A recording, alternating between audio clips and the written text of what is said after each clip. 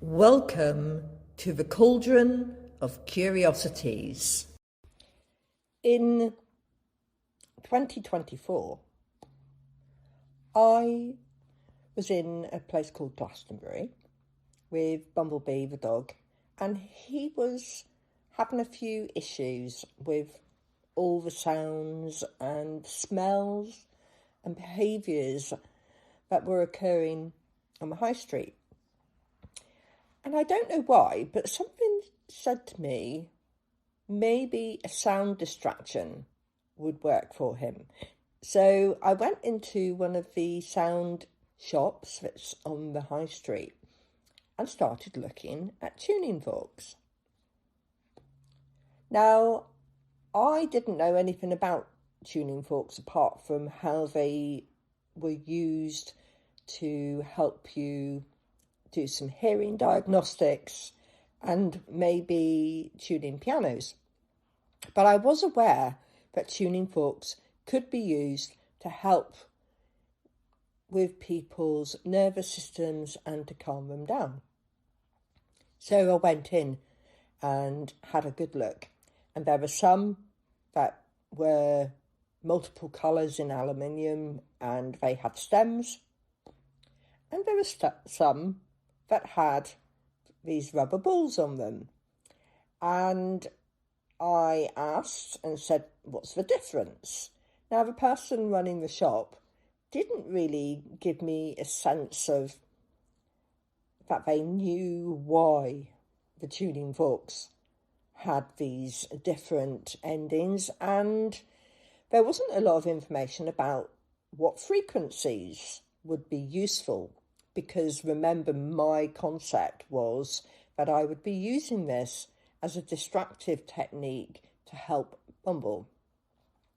And that is where it all started. So I contacted a friend of mine who I knew did sound baths, and she's called Lucinda Walton, and she has her business, Serenity by the Sea. And she also runs Wellbeing at Outways, where they run sound baths and workshops, and they have various gatherings, Soul Sisters, Soul Brothers. They teach the didgeridoo. Greg Walton, Lucinda's husband, is an incredibly talented musician as well. And the pair of them have gathered all these skills and offer them back to the community in Plynt in Cornwall. They've also got a geodome, which unfortunately was recently hit by the last storm, so they're building that back up again and getting everything dried out. But I digress. So I asked Lucinda, is there anybody who could advise me on the tuning forks? And Lucinda said, you need to speak to Debbie Walker. Debbie Walker is a good friend of Lucinda's. They've known each other for some time. And Debbie Walker runs an academy called Suara Sound Academy. And that place is also based in Cornwall. And it's near Callington. And she runs Suara Sound Academy out of Polheaser House. And Debbie runs a practitioner course, which is for people who've never used sound before. And then she's got a variety of different courses, depending on the way that you lean. There's one to do with working with the energy of women. There's an animal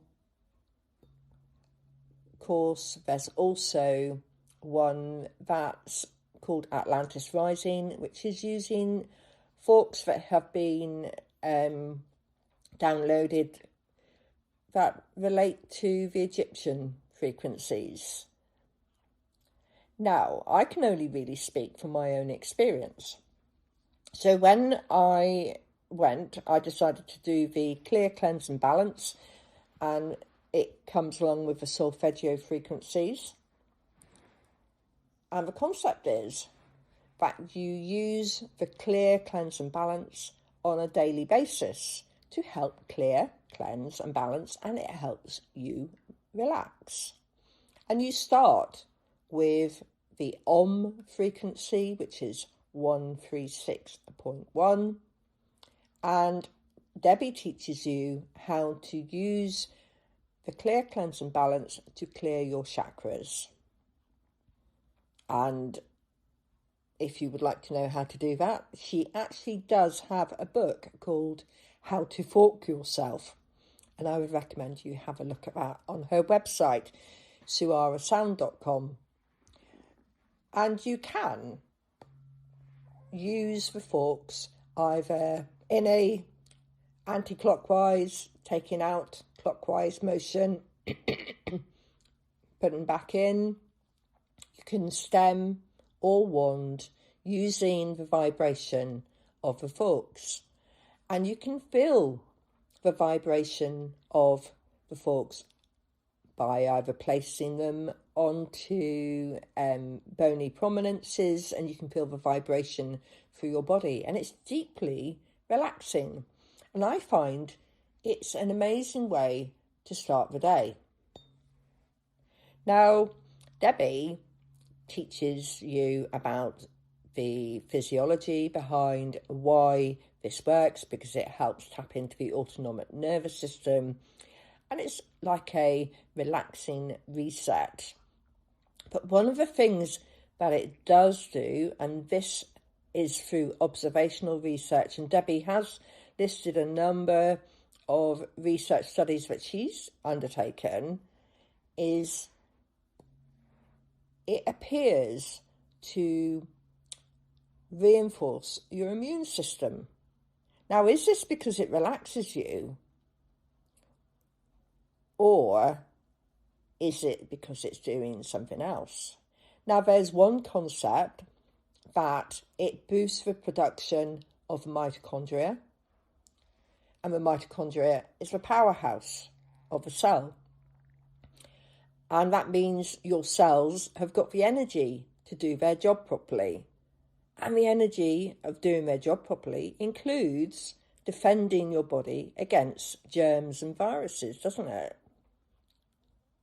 So I don't know if any of you out there have done any scientific research into this. I found a couple of papers that did look at how the forks and frequency can be used to stimulate cell production, and this would encourage regrowth of tissue if you had an injury. And Debbie has got some photographs showing you where she's done work on tissue regrowth, and it's amazing how it speeds things up.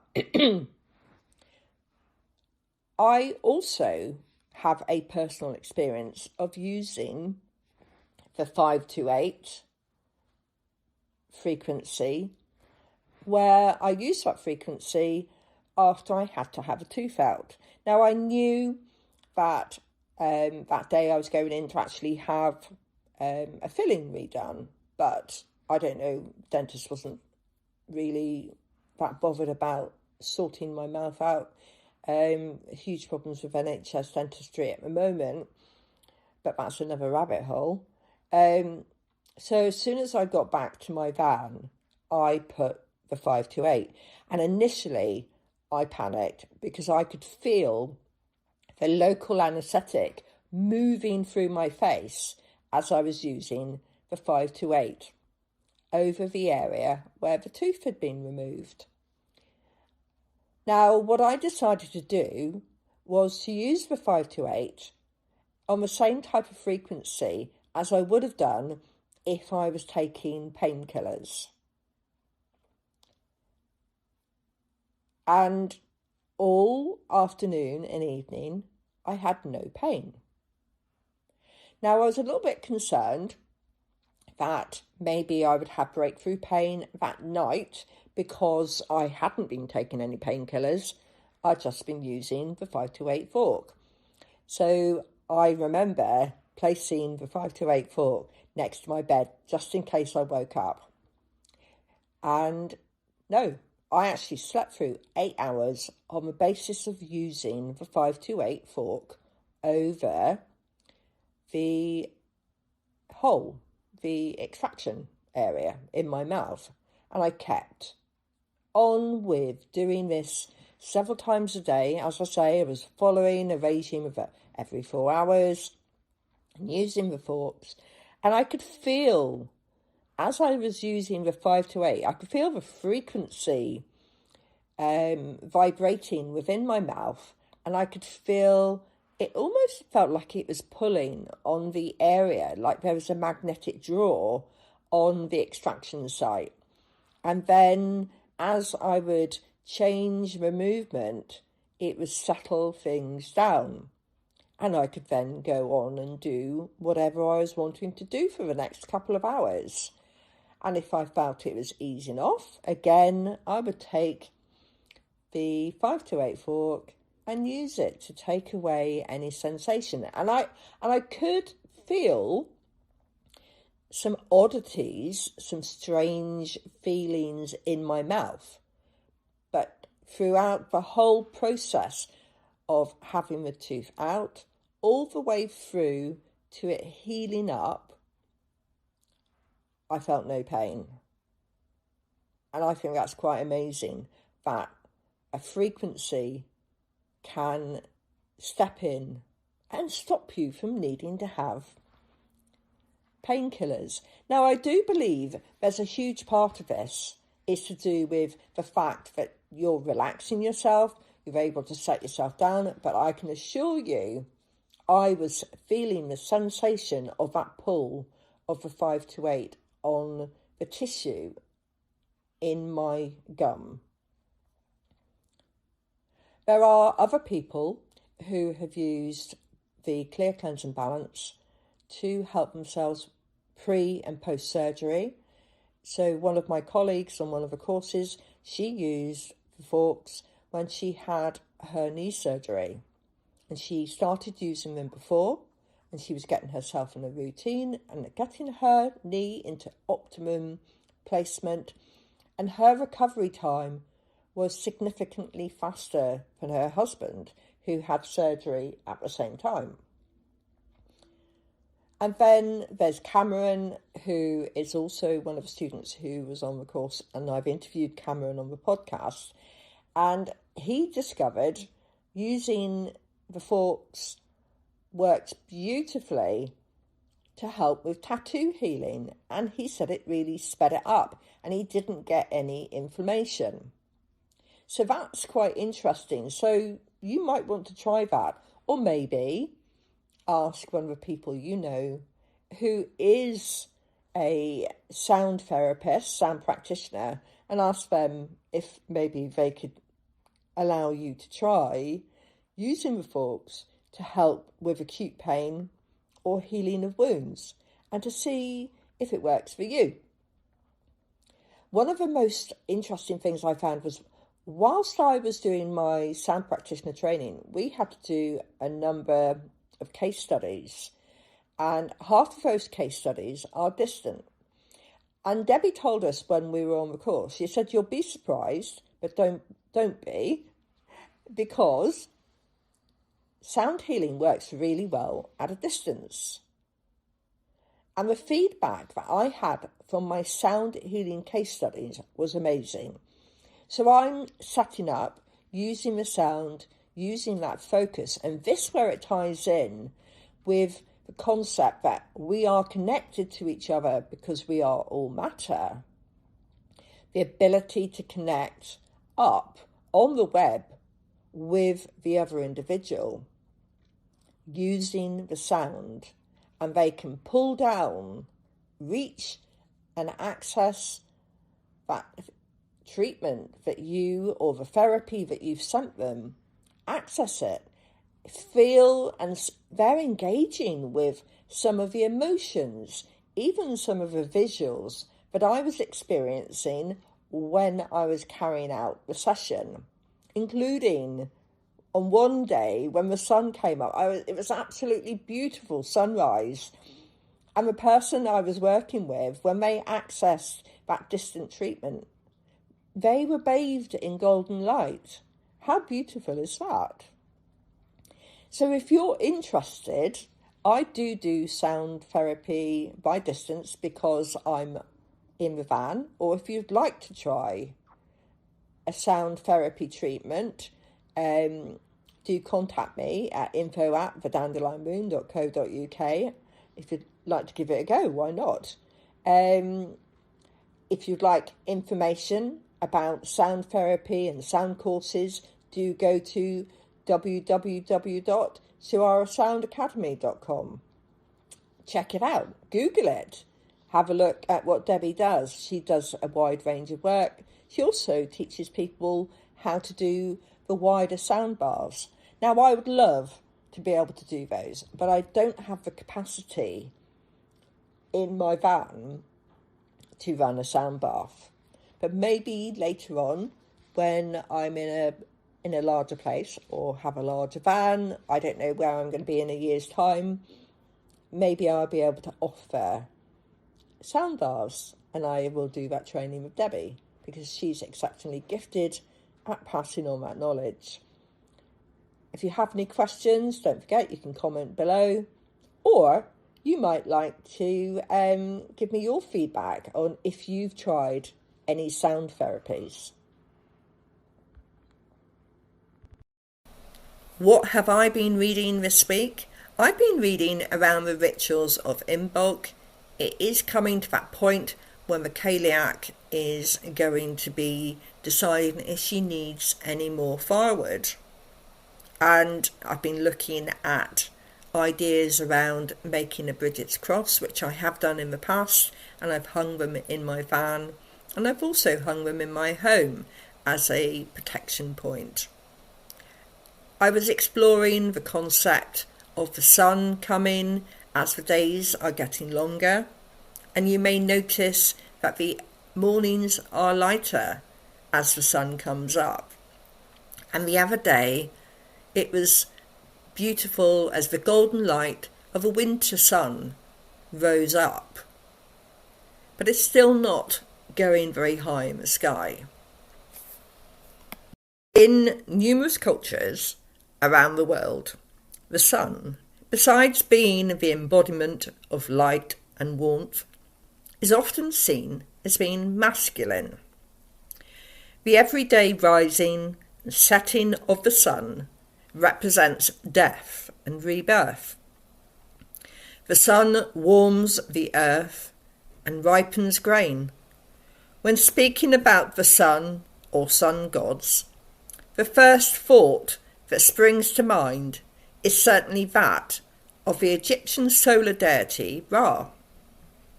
Each morning he starts his journey across the sky, defeating the chaos of darkness and destroying evil. It is common knowledge from history lessons that the Egyptian pharaoh Amenhotep IV declared that Aton, the sun, is the only god. In ancient Egypt, the sun god Ra had three aspects. In the morning, the dung beetle Khepri, in daytime, the falcon-headed Ra, and in the evening, man or ram-headed Aton, who represented the setting sun. Every morning, the sun had to fight the serpent god Apep, the deification of chaos, according to Mackenzie and Prime, George and Dunning. The Sumerian sun god Utu was the enemy of darkness and evil, and chased away diseases with his healing power in his wings. He was also seen as the god of justice. In later times he was called Shemesh, which in the Akkadian language means sun. Lu, the god of light and the sun, was one of the Celtic gods who was worshipped from Ireland to Spain. In translation, his name means bright. Lu was a warrior, magician, and the master of all crafts. In Celtic mythology, fire symbolised the sun, and Celtic people celebrated the succession of seasons with 4 great festivals. Of these, the most important ones were Samhain and Beltane, with which the arrival of winter and summer respectively were celebrated. The other 2 are Imbolc and Lunasa, and these are held in February and August.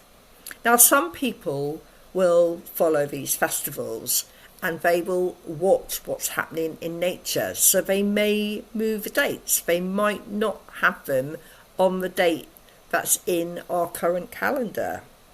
So they may wait for those first snowdrops to come up before they celebrate the fight between the Green Man and the Frost Queen. Antique authors write about Celtic celebrations, especially fertility rites and human sacrifices. The most monstrous sacrifices to the sun were brought in the Americas. The Incas and Aztecs conducted especially bloody sacrificial rites. The central form of worship in the Incan Empire was the sun cult. The heart of the religion was located in the Coricancha temple in Cusco, and the temple included 6 rooms, of which 1 was dedicated to Inti, the sun god, who was considered to be the divine male ancestor of Incan genealogy. In the room, which was lavishly covered with gold, there was a statue of Inti, and the main celebration held in his honour was Inti Raymi. The second room was decorated with silver and dedicated to the moon. The moon god was called Killa, and she was believed to be the divine female ancestor of the Incas. The third room was for the thunder god, Elapa, and the fourth for their creator god, Viracocha.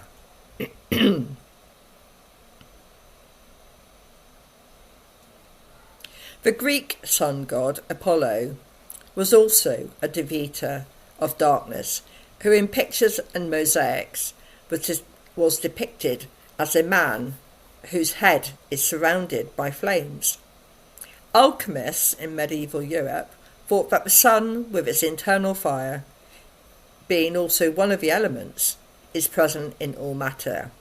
Therefore, the sun is amongst the symbols found in Freemason culture. A story I've been reading because we have Imbolc coming up. And Imbolc is normally celebrated on the 1st of February. In Old Scotland, February fell in the middle of a period known as the Wolf Month. Although the season was cold and dreary, new signs of life began to appear. Rams were born and soft rain brought new grass.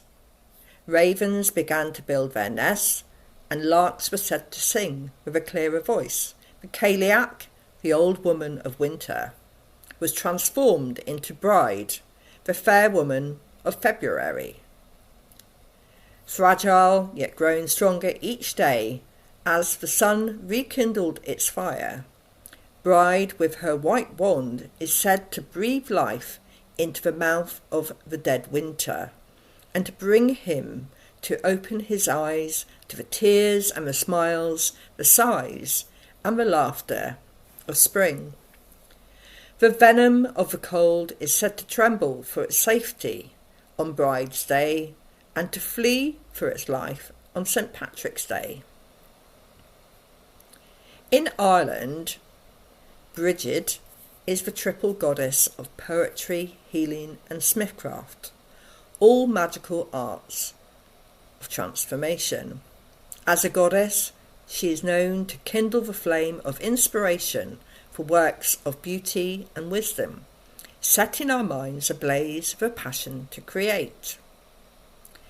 Being the patroness of smithcraft, she teaches us about the mysteries of art, how to transmute the dull metal of the mundane into something splendid through the skillful wielding of fire. Like the sun, her bright spirit brings an awareness of the possibility into our lives and gives us the courage to act upon our dreams. What are you going to be exploring that you might be able to bring into possibility this Imbolc? There is a story that says that when you go out on the 1st of February, depending on the weather, will depend on how long winter will take to run its course. Now, if it's a clear day, this allows the Cailleach to gather more firewood, and she will go out using the sunshine and the spring crispness to gather wood for her fire. But if it's hard weather, it's raining, the Cailleach may not step out, and she certainly won't be gathering firewood. And that means then that the winter should be shorter. Have any of you noticed any of those pieces coming to fruition in your area?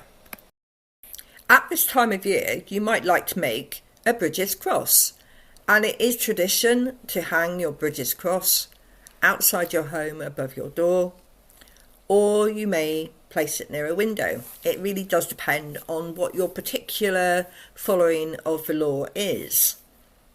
The tradition is to make your Brigids cross from reeds, and you would need to go to a field where it's quite marshy, and you'll see the marsh reeds there.